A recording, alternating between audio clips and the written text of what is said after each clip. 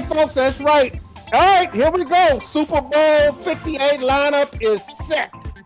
The San Francisco 49ers. I'm not sure who's the home team. I'll figure that out as we get through this puppet. San Francisco 49ers just erased a 17-point deficit over the upcoming upstart Detroit Lions to punch their ticket to Super Bowl 58.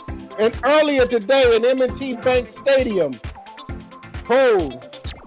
Patrick Mahomes, the Kansas City Chiefs, the defending Super Bowl champion, are going back to defend that title. A lot of folks didn't think that was going to happen, but hey, it happened. So as we get here, as you already see that guy sitting up there with that damn Texas Ranger championship T-shirt on, and you know I'm pissed because he's got it on and it should be sitting here. Let me bring the other guy. We got the Red Man is add him to the stage. George Redden. Red Man, hey, what's good up? evening. How you doing, man? Can you hear us? Good evening, gentlemen. Good evening. Oh, it's a beautiful night. Oh, it's a beautiful night, man. I was just ranting and raving. Elwin up there in Gilmer, he got that doggone Texas Ranger shirt on. So you know, I don't know. We might still be friends after this is over with. I don't know yet. But anyway, hey guys, we waiting on Willie Gibson to jump on. He's from Cleveland. The unique thing about this whole group that we have here, other than I've been knowing y'all since the earth was a grain, and we all really not that old. But I start thinking about it. Our collective experiences, you know, covering the NFL, pro football. We probably, and I'm counting Willie Gibson, and he'll get on later. But I'm counting, we probably got about 100 plus, 150, 135, 150 years worth of experience when you add it all together, guys. I mean, we've seen our share of football. We've seen our share, and realistically, I can honestly say I have lived for every Super Bowl. I mean, and the Super Bowl didn't start getting called the Super Bowl until Game 3. The Super Bowl, I mean, that's when they called them. But it was the AFL, NFL game, the first two games that the Green Bay Packers won against the Kansas City Chiefs and the Oakland Raiders. I think it was Oakland Raiders. But anyway, that's the situation. Who called it the Super Bowl? You remember? They started calling it the Super Bowl in Game 3. Who was it? Who's the person that came up with that? I think it was during the Pete Rozelle's regime. That was it was under Pete Hunt. Rozelle. It was Lamar Hunt. Okay. All right. So, hey, you know what? The Kansas City Chiefs. How about the Chiefs? Yeah. Hey, wait a minute. Here's the thing about it. Those Kansas City Chiefs used to be the Dallas Texans. Okay. Right. So they have roots in the state of Texas. Okay, Texas is gonna claim them. And the fact that, you know, with the Bud Adams and all, they were part of the pioneers of the old AFL. So, you know, hey, we'll take that and go with it. All right, guys. Tell you what, let's go hit the early game. Since the 49ers game and the Detroit Lions game has just ended, we'll let that go marinate a little bit. We didn't have time to sort of absolve the Kansas City Chiefs 17, the Kansas City Chiefs 17, the Baltimore Ravens 10. Let me say right now, I was surprised. Elvin, I know you're gonna have the floor, but I'm gonna give you. I felt like that the Baltimore Ravens, and I saw them twice. I saw them first game of the year, then the last game against the Texans, and I just looked at them. I'm more like, this team's just entirely too strong defensively. And I didn't think the Kansas City Chiefs could go in there and do it. But the Kansas City Chiefs walked in there, hit the Baltimore Ravens in the mouth, and out-bullied them and actually baited them into doing some very stupid things. Mm-hmm. That's my opinion. Gentlemen, Radman, Elwin, y'all got the floor. Go for it. Well, go ahead, Red. Go ahead, Elwin. You got it. Well, you know, I know the Chiefs struggled this year. They didn't look like they were the Chiefs. But I kept thinking all along, just like I thought about my Gilmer Buckeyes, I had faith in the coaching staff and the players in my high school team. I had faith in the coaching staff and the players in Kansas City. I just felt like they were going to get it done. and I guess y'all might have probably seen the post game with Patrick. He talked about having a chip on his shoulder because he said everybody wrote us off. We had our tragedies through the season, and he even said God put some obstacles in our way, but he helped us overcome those obstacles.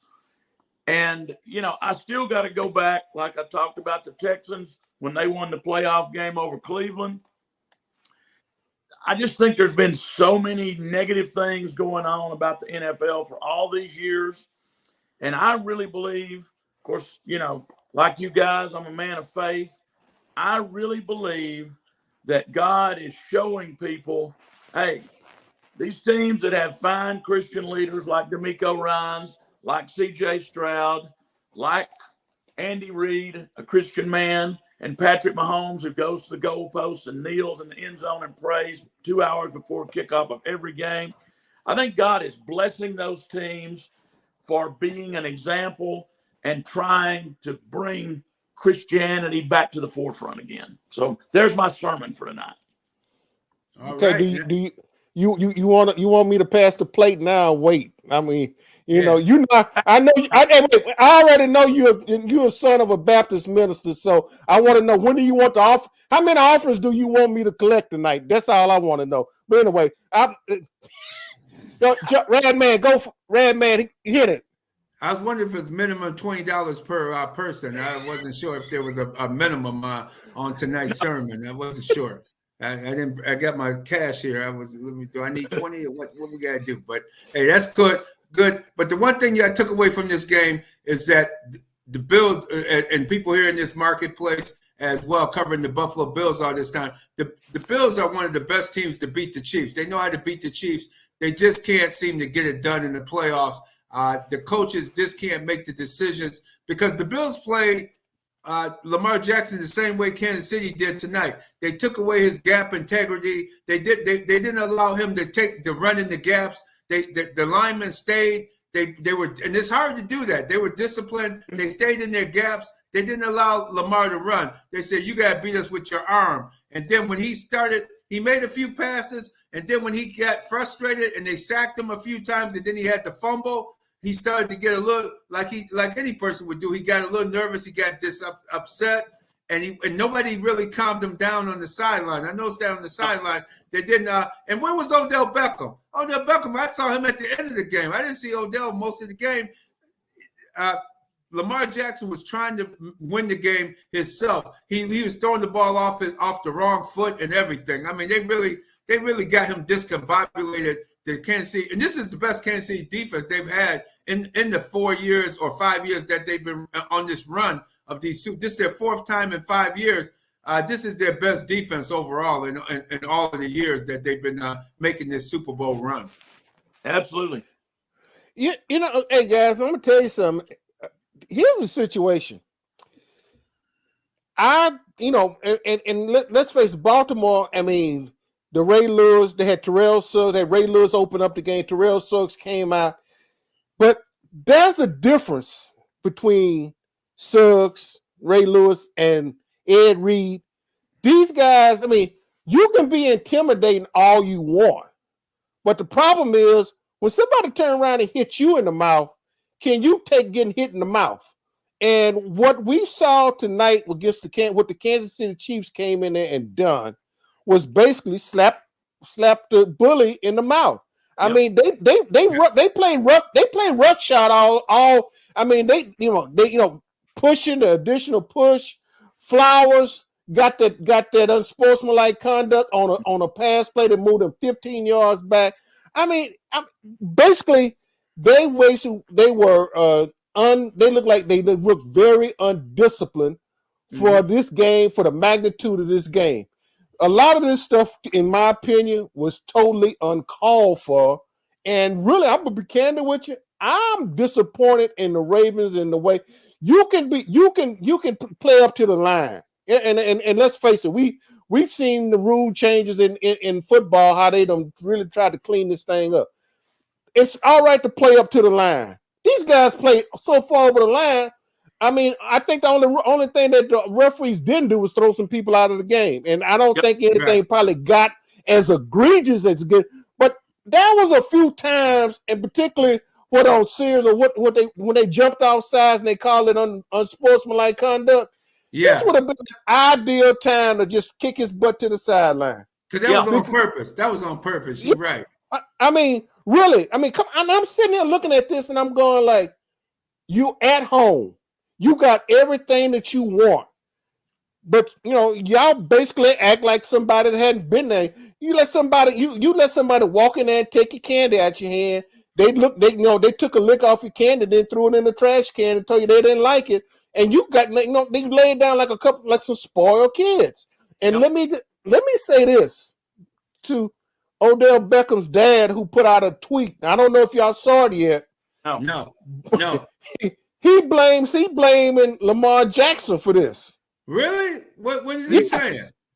What did he say? He said that if they'd have had a quarterback, he said, don't blame his son for this. I mean, I don't know if this is a check or not. He said, do not blame my son for this. And I saw the tweet on a couple of other folks that reposted, and I'm sitting there going like, wait a minute. Odell Beckham didn't even get into the game until the latter part of the third quarter. We didn't even see him the first half. We sure didn't. We didn't see. I thought he was injured. I was like, was he inactive or what's going on with Odell? No. And I kept noticing when the camera would flash on the sideline, other than them up there going to the press box, and I'm not going to call that person's name because I saw more than I care to see, and we probably going to see more than we want to in 2 weeks in Vegas. Right. I mean, I wouldn't be surprised if Usher got to share the halftime. But I'm getting carried away. Let me get back focused. But I was amazed at the immaturity that the Baltimore Ravens showed tonight. Yeah. They looked to me like, even though they were the favored team, they acted like they were the underdog, and particularly the jumping off sides on fourth down and giving the first down with the personal foul you mentioned. I understand jumping off sides on purpose, like the announcers were talking about. But why in the world don't you stop when you jump off sides? Why in the world do you lead with your helmet and get the personal foul? I mean, they just did not look like they were focused. And I think what happened, I think Kansas City walked in there and Patrick Mahomes is like, yeah, we the Chiefs. And I think Baltimore was intimidated from the minute that warm-up started. You saw the almost fights, even between the kickers, between Butker and Tucker. And those are two of the most mild-mannered guys on the planet. But you had that kind of tension going on, and I think Baltimore just felt intimidated from the minute the Chiefs came on the field tonight. Yeah, I agree with you. You can see it from their body language, from the pregame warm-ups. They were upset. They were really tight, and it showed you that John Harbaugh. You got to remember, he's a special teams coach. He's not an offensive coordinator, nothing like it. He won the Super Bowl. Okay, that was back in 2013. We were there for that when the lights went out. But he really hasn't won anything since then. Yeah. No. But people be acting like he's one of the greatest coaches of all time when he's really not. We've seen his team implode like this. 21 in 2019 when Lamar was the MVP in 2019, they were favored to make the Super Bowl. They imploded. They fell apart. They started fighting among themselves, and they lost the game back then. So it's nothing new. It's just John Harbaugh is not that good of a head coach when adversity strikes his team.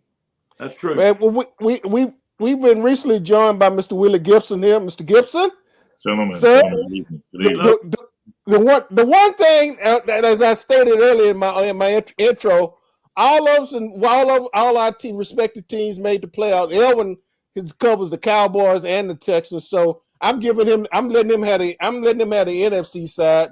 Hey, what the hell? No thanks. But hey, Willie, we're gonna let you play catch up, man, because your initial come from we talking strictly about the Baltimore and Kansas City Chiefs game. We're gonna let the last game, since it's just ended, let it marinate a little bit. Then we'll jump on it in a few bit. But you just getting in. We give them what's your initial reaction to that first game? I I think Andy Reid showed why he's one of the greatest coaches of all time. I mean, I'm gonna go so far as Radman. John Harbaugh's a great coach. I mean, I cover the Browns. I see him twice a year. He's a great coach. I mean, I think Andy Reid just today was a better coach, and I think Baltimore beat themselves, to be completely honest. The young fella Flowers. Yeah. You can't have him taunting. You can't. Okay, they grabbed your leg, you push him off of you. That's one thing. You jump up, you spin the ball, you hover over him. You can't do that. This is week 19, week 23, 22, if you want to include the preseason. You can't have things like that. You can't call him a rookie anymore, and I think that hurt them. Kyle Van Noy, to take the other end of the spectrum, the veteran that should know better. The head, but you can't. Those type things. Those, and yeah, you can say it's coaching, but at the end of the day, it's individualism. You as a player have to know this is for the Super Bowl, so you can't do those things. I think those things hurt them a lot. And at the end of the day, I mean, this is the 6th straight AFC Championship game for Kansas City. They know what this is about. Home, road, didn't matter. They know what this is about, and I think the experience at the end of the day showed that at the end of the day the experience went out.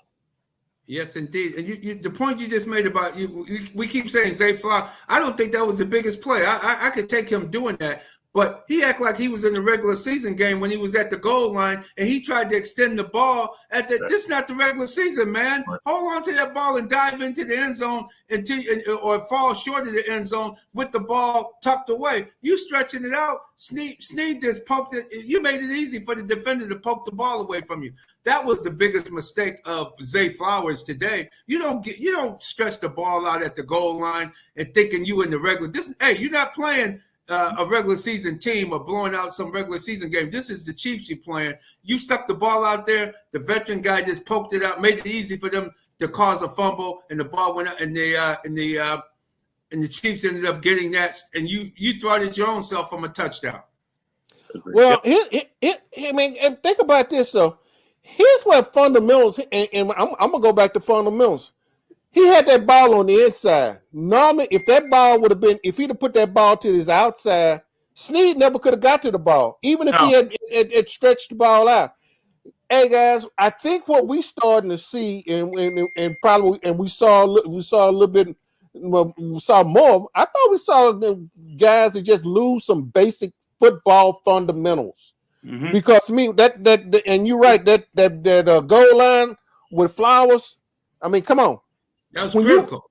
That's critical but then the thing about it, if the ball is to your outside, he can't do that. Even if he had stretched it out.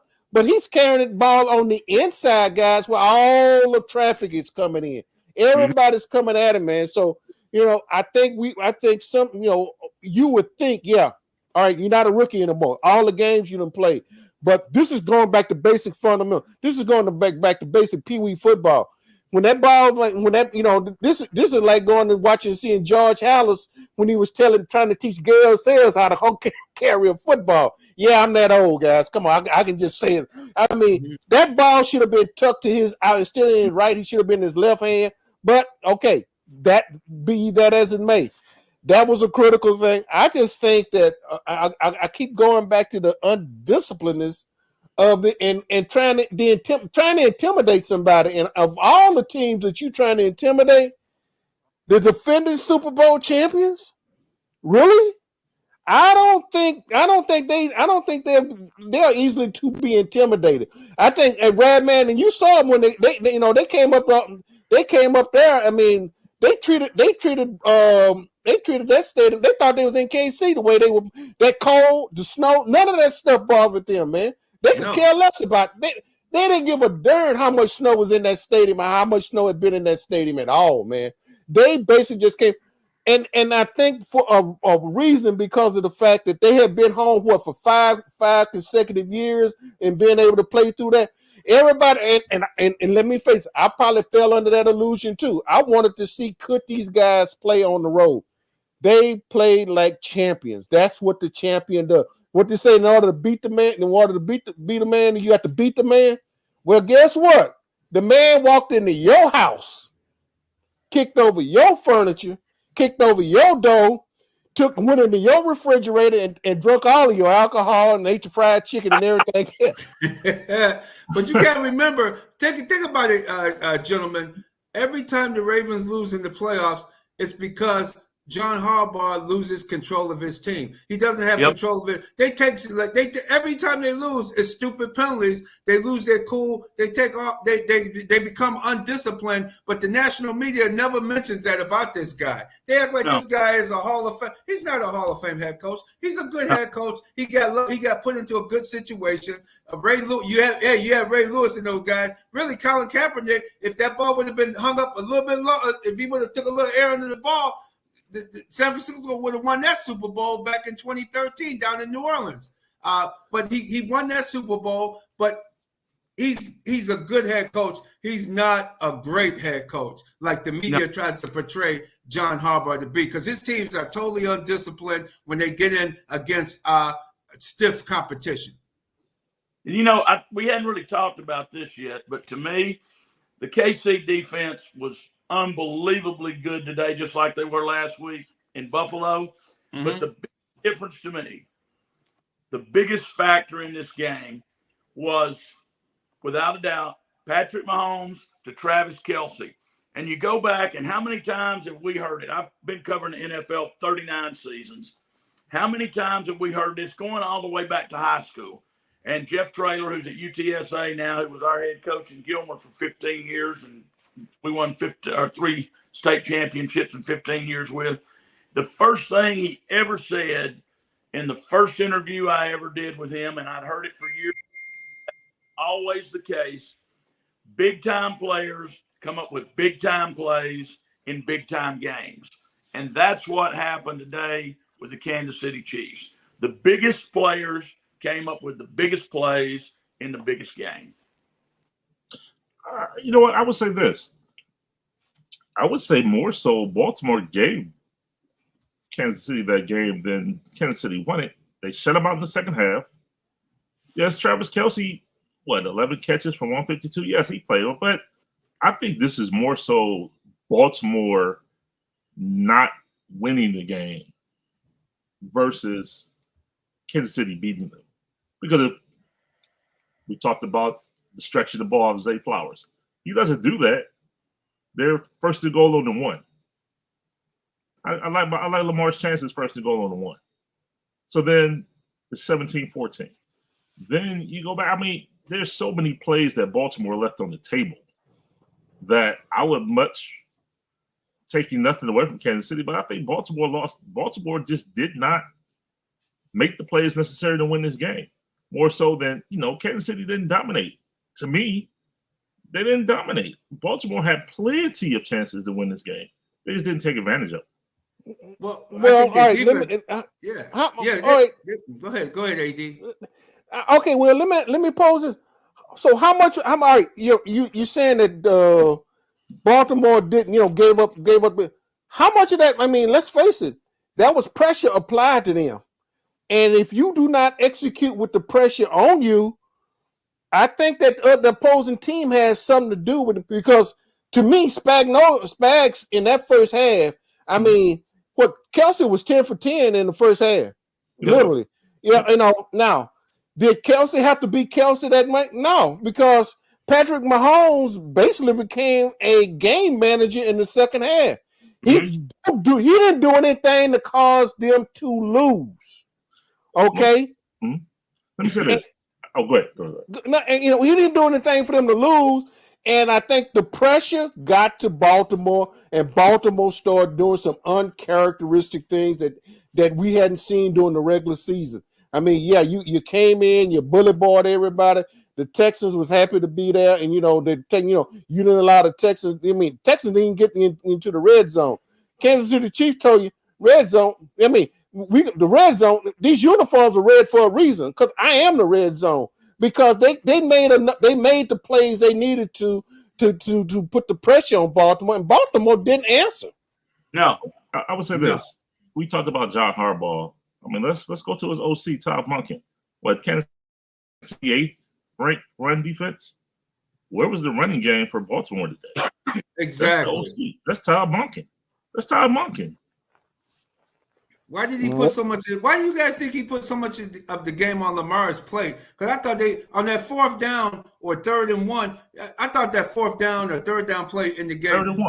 They should have gave that to Gus Edwards and they should have picked that up. I mean, why would you be passing the ball on 3rd and 1 where you know there's a running team? That's your MO. You lead the league in rushing. You're the #1 rushing team in the league. Yeah. But how many times, guys, have we seen this? Not just in the NFL, college, high school, and I've said it over and over.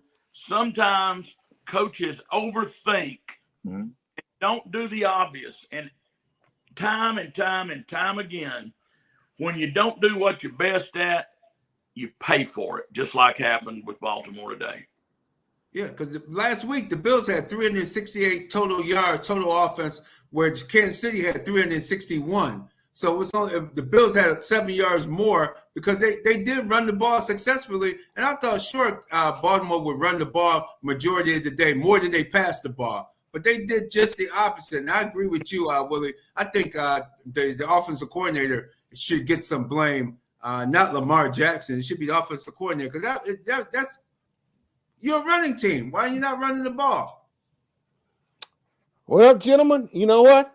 Guess what? Their uniforms are getting washed, and now they got the rest of the season to try to figure out what woulda, coulda, shoulda. I know one thing. Let's face it. Starting tomorrow, you know a lot of this is going to rest on Lamar Jackson's head. I mean, and let's face it. The reason being, the new contract, health out, everything, and everything was put there for them. And as I stated earlier, I picked them to be in Vegas in Allegiant. I had already picked them. I'm not gonna lie about it. But you know, as it stands right now, I guess I'm gonna have to get in line and go to one of Patrick Mahomes' Whataburger places in Kansas City. Not go buy barbecue. I just had to go buy me a Whataburger in Kansas City somewhere because I'm pretty sure Patrick Mahomes gonna make a ton of money off of that one, guys. Hey, speaking of Whataburger, I don't know if you guys saw it or not, but I saw it on Facebook. The first Whataburger in Las Vegas on the Strip is opening February 18th. February. Okay. That's a week after the Super Bowl. I know. It's kind of bad timing, isn't it? Yeah, timing sucks. Okay, whatever. All right, gentlemen, let's switch horses. I think we finally. I mean, let's face it. Andy Reid, Spags. You know the defense. I think I'm just tip my hat to them.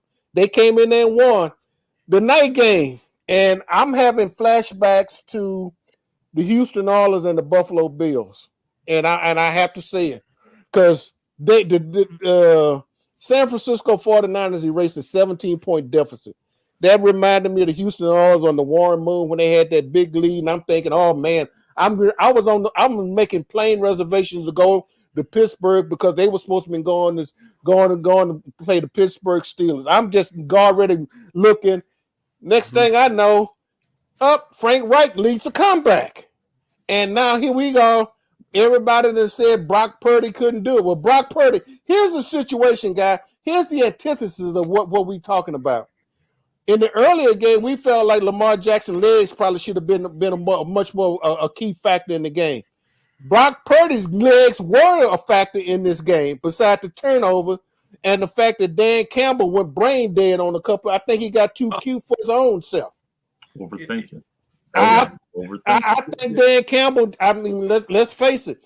Hey man, come on, take the points. Well, Brad Holmes they should have had a talk with him after that Dallas game. I can't believe he's still doing. I can't believe they allow him to still do the same garbage he did in that Dallas game by not taking his field. I mean, why would he kick the 47-yard field goal? Why would you be going for it? At least tie the game up at 24 all or 27 all. Tie the game up, man.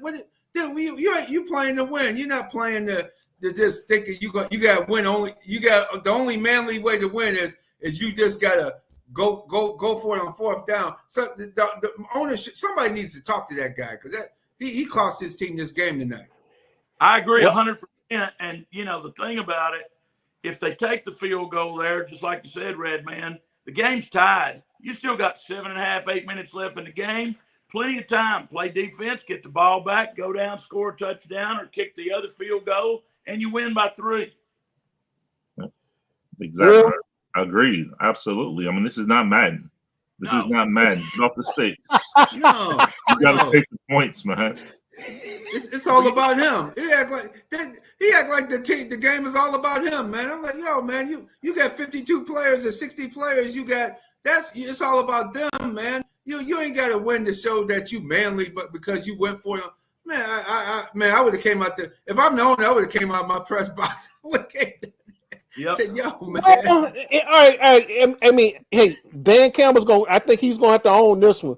But realistically, in a 3-year time period, from where the Detroit Lions, where they used to be to where they are now, hey man, I just think, and that's been his and you know what? He was been true to his character all the way through. Yeah. Okay. Yeah. Now it turned around and bit him in his butt tonight. But he's really been true to his character because he's gone on 4th down. I just sort of question, if I'm needing 3 yards, if I'm needing 5 yards, why am I throwing 15 and 18 yards down the field? Yeah. I mean, don't you have a check down? Don't you have a check down receiver somewhere in there that can pick that up? So does that go back to your play caller, and depending on what play you call it? I just think that, okay, if I'm going to go for 4th and 3, 4th and 2, or whatever the case might be, I'm going to make sure I got a check down as part of my play call. And that was what wasn't available tonight against Detroit, man. There was no check down on no. Goff was looking down the field. And realistically, I just think that they let it get away from him. They truly let it get away from him. And the thing about it, after and really they took the crowd completely out of this game. Yes, they did. And I just, in my humble opinion, I'm not being humble about it. Yeah, well, I'm like, they took the crowd, because when they took that opening kickoff and basically just came down the field, I was like, oh, okay. And then they turned around and we're up 14-0.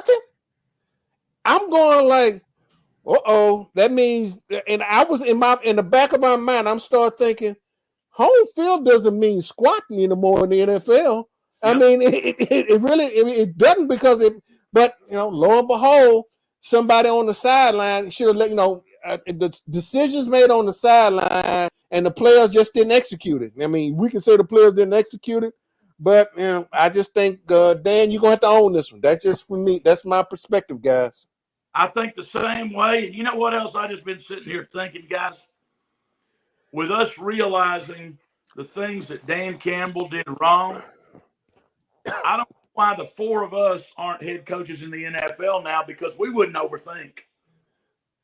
That's why we're not in the NFL now, too, isn't it? I'm quite sure many of us, all 4 of us, sit in press boxes and like, why did they just run that? Yeah. We'll go ahead and go on and call us all out, because we all sit there. I know I done sat there with George up in Buffalo, and I know all of us can sit there and went like, what the hell? Yep. Right. Absolutely. But hey, so Elwin, Will, anything on that about that final game? Anything else that just stood out? I got one thing, Will, before I'll let you go. Yep. That first game, guys, did it seem like that the NFL, their officials were spotting balls, almost like they were using a micrometer out there, the way they were spotting?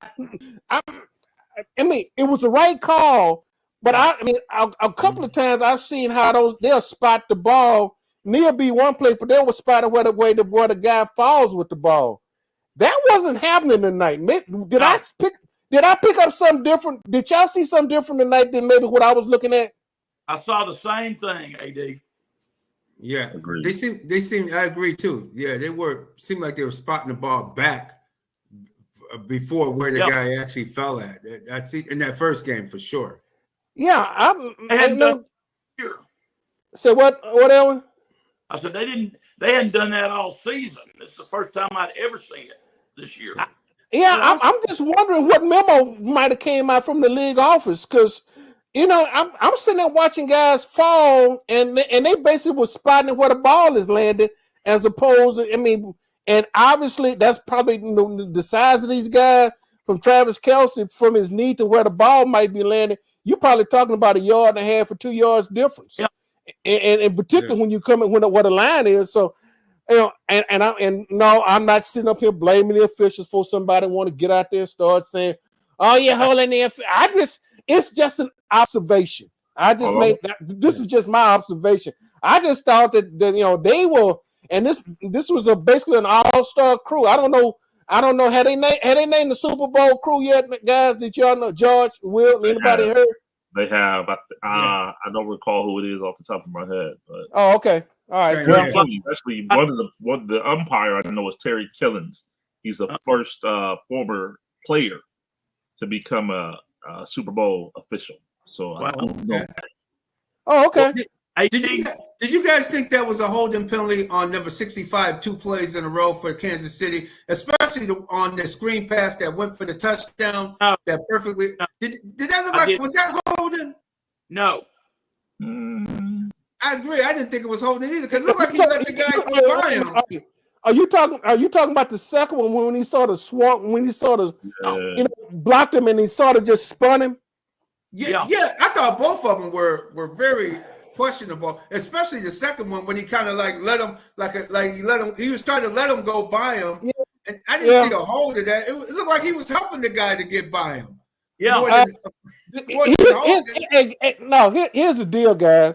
And I don't know, like at the beginning of training camp, referees came out there. If your hands get outside those shoulder pads, and they see them, and if that defensive lineman does look any kind of squirrely way, they basically gonna call holding. And I think that's I'm sort of questioning, was it really a hold, or did he just sort of make him maneuver the guy? But the fact of the matter was, his hands were outside his shoulder pads. Yeah, they were. Oh, they were. Definitely they were. But he wasn't actually holding like he would say. No, George, I agree with you. That way, he did not grab any jersey. There was no jersey grabbing anything. He just sort of, and within that 1 yard line play, to me, we've seen a lot worse stuff than that. That really literally does not get called. So I saw that. The officials, they pay a guy to sit there and say, well, yeah, that was holding. I'm sort of going like, really, Gene? I think Gene Sarator was the one. And I'm sort of going like, I don't know, Gene. 2 times in a row, I'll go with the first one. But that second one, that I call it that matador block. To me, that was sort of like a matador block. So I don't know. But you know what? It didn't hurt him. They want, it'd have been different if they had taken points off the board. But speaking of points off the board, I saw where Kadarius Toney said he wasn't hurt. He was inactive for the game.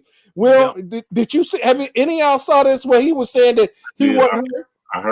I heard it. Yeah, it'd be interesting if he goes to Vegas. I'll be interested to know if he's on the team flight to Vegas.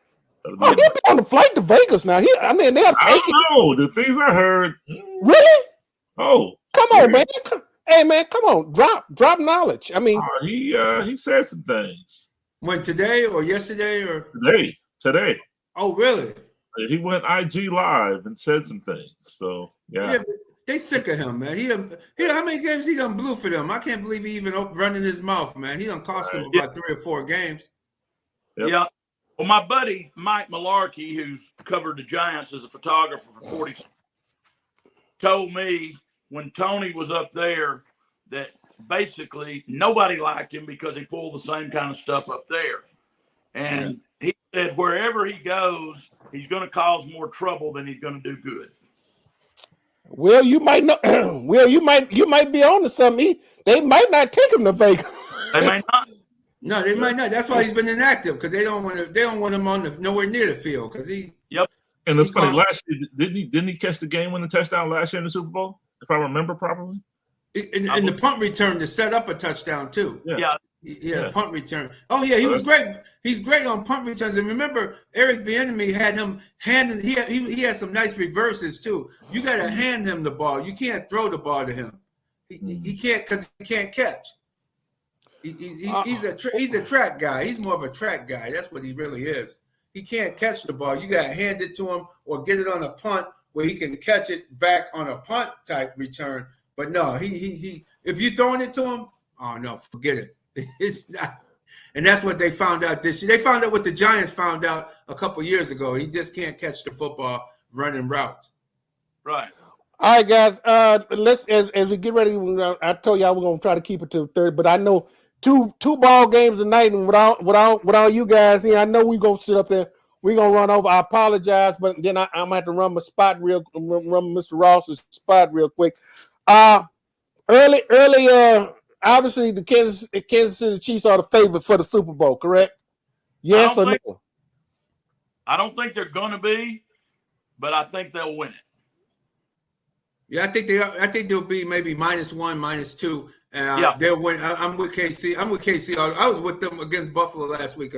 I didn't think the Bills could beat them with Sean McDermott as the head coach because Sean McDermott just can't make crucial decisions. Even though his team is a better team and should have won that game last week, he once again if you can't win with 13 seconds, how you gonna win?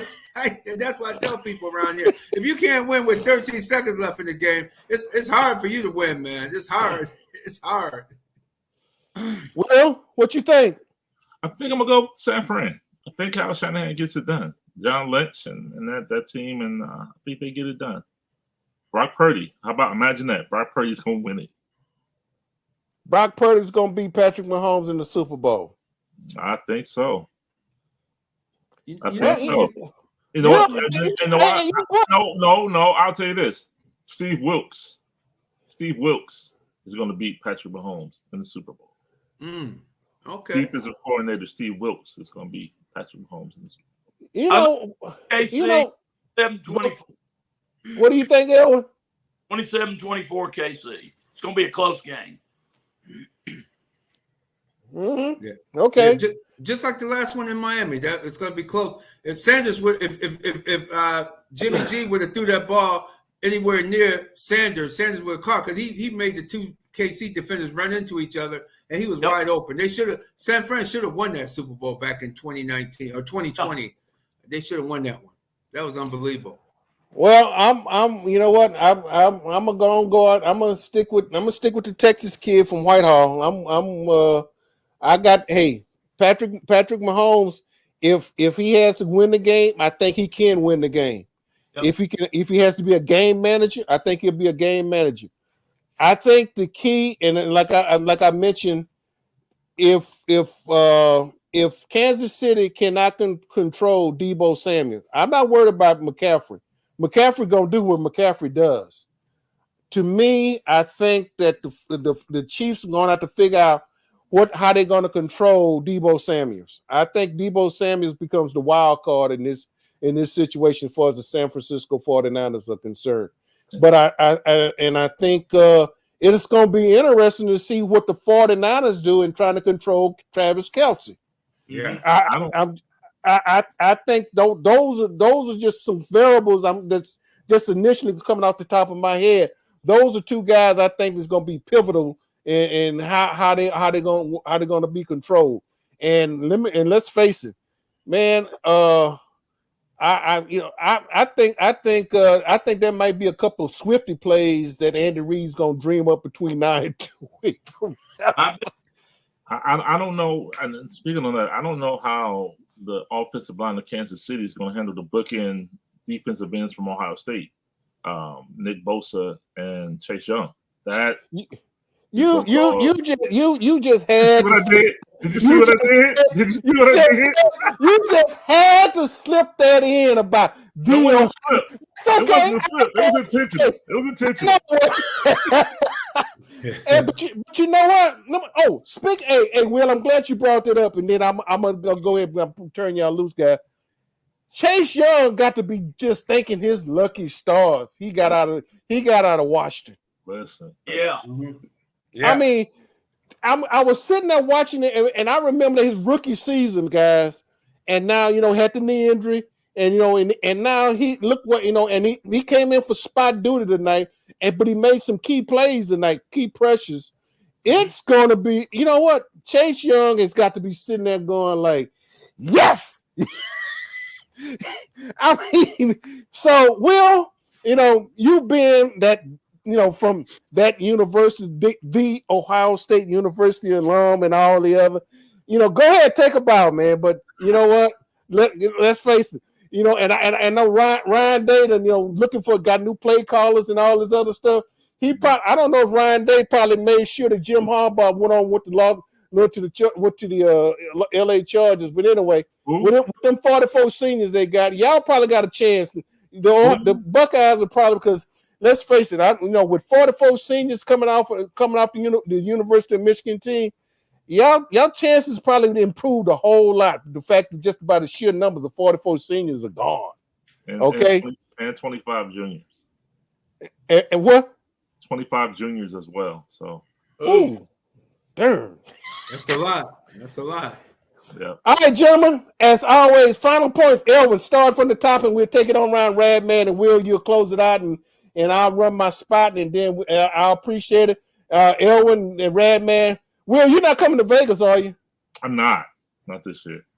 Okay. All right. Well, three out of us four will be out there, and obviously I'm coming. Anyway. Catch me in New Orleans this year, though. Catch me in New Orleans this year. New Orleans is next year, right? Yes. Yeah. Catch me in New Orleans. Okay.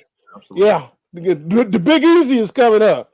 I can literally drive to that one. Won't have to be catching on the plane on that one. But anyway, Elvin, get ready and let's take it to the house. Well, I think it is going to be a great Super Bowl. Again, a rematch from 2020. Again, I think these teams know each other well. They know what each other does well and what each other's weaknesses are. That's why I think it's going to be a really close game. I don't think either team is going to pull away from the other by a whole lot. I mean, yeah, San Fran might get up 10 points. I don't see the Chiefs getting up 10 points because, let's face it, almost every playoff game they have in the last 6 years, they get down early. A lot of those games, they don't start playing until they get behind. But I think it's going to be a very close game. It's going to be exciting to see everything going on. I can't wait till opening night, personally, on Monday night when we get there. Looking really, really forward to that. Same here.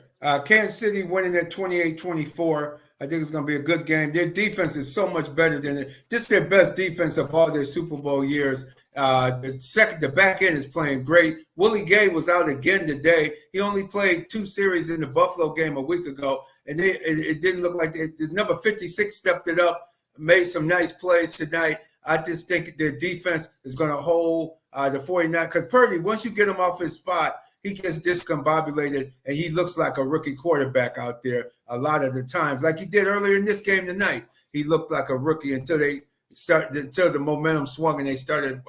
He got hit in the mouth, busted his lip open, and he said, "Oh, I better play, man. These guys are serious out here." So he got it going.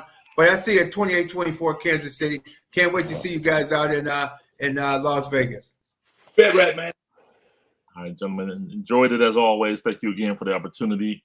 Again, I just think San Francisco's defense. I know Kansas City's defense and Spagnuolo is improved without question. And I mean, 15 is 15. That goes without saying. However, I think, and you said it, AD, McCaffrey's going to do what McCaffrey does. So that he's going to give you what he gives you. Then you got Kittle, you got Ayuk, you have and then again the defense up front.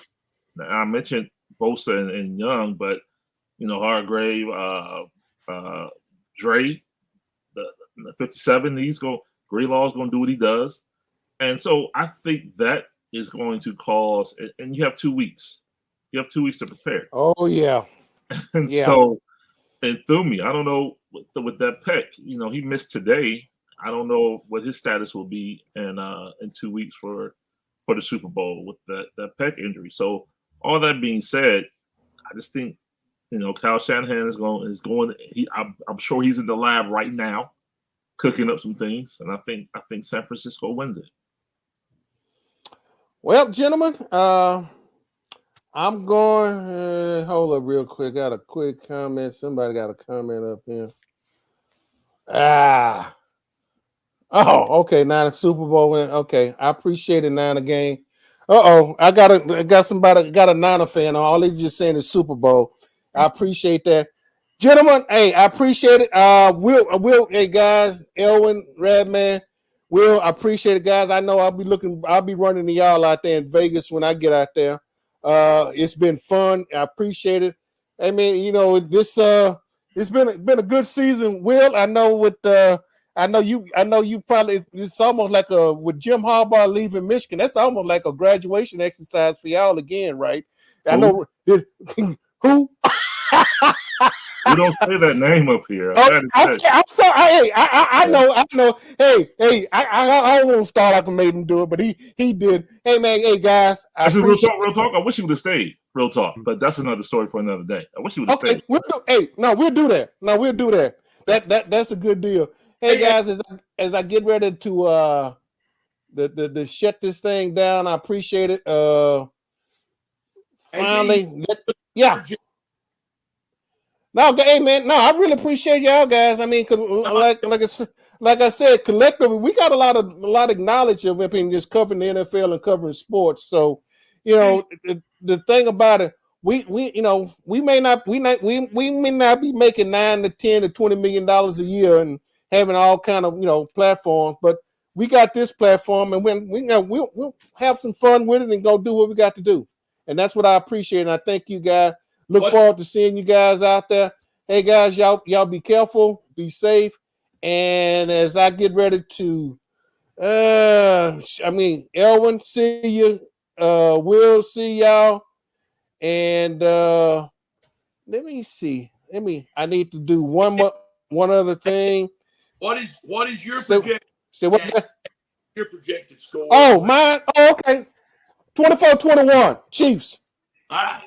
24-21 Chiefs.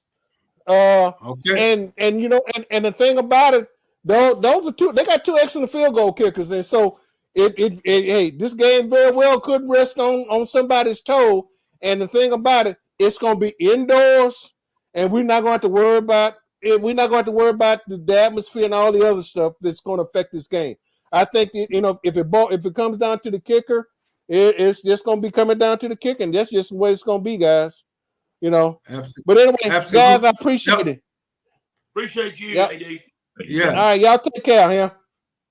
All right. All right, folks, as I appreciate my guys, Elwin Henderson, George Radman, Willie Gibson. I appreciate them, guys. I appreciate all of them. I appreciate each and every one of your comments and everything in the box tonight. As I need to do one other thing. Yeah, that's what I need to do. Need to do this real quick because this man has made it possible. Hello, I'm Ken Ross with the Ken Ross Insurance Agency. There are certain things that are important in our lives: our health, our safety, and our loved ones. With over 40 years of experience, I've seen just how important insurance can be. I value the importance of being a part of my community and being there when they need me. Insurance is important everywhere. But being here in South Texas, it is absolutely essential. From flood, home, auto, and life insurance, let the Ken Ross Agency be your agency of choice.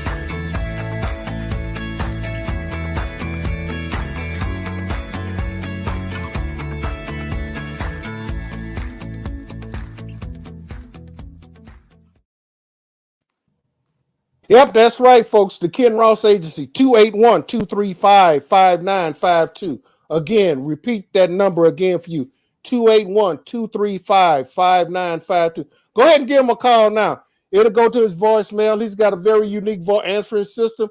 He's been my agency of choice for the last, 40 years, give or take. But I'm appreciative. Thank him for the season, second year running. He has been with us. And so, next sight and sound you'll hear from me. No, not from the Pro Bowl. I could care less about the Pro Bowl. Next sight and sound you're going to hear from me will be from Vegas. And we'll be out there, the sights and sounds, everything. My friend Elwin will be out there. Radman will be out there. I'll probably even have Gibson. He'll probably be in Cleveland. So I'll probably let him, hey, still bring him in because the fact that the knowledge that these guys possess, and probably add a feminine touch to the whole thing too. But when we get out there, we're just gonna go out there, have fun, hope to see a good contest and everything. So as we do in closing, this is your man Adolphus A.D. Moore from the AdMax Corner. And if you have not subscribed to the corner, please hit the subscription button. If you have not subscribed to the Houston Roundball Review, please hit the subscription button. So without further ado, ciao. Hey, I'm out, folks. Be talking to you from Vegas the next time. Hello, I'm Ken Ross with the Ken Ross Insurance Agency. There are certain things that are important in our lives: our health, our safety, and our loved ones. With over 40 years of experience, I've seen just how important insurance can be. I value the importance of being a part of my community and being there when they need me. Insurance is important everywhere, but being here in South Texas, it is absolutely essential.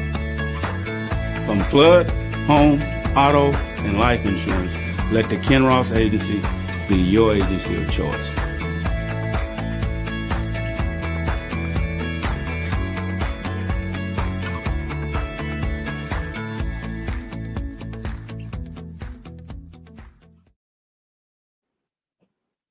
That's right, 281-235-5952.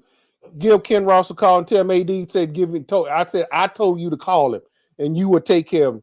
Folks, I'm out. Ciao, we done. Let me go ahead and end this stream, and then I will yell at my guys off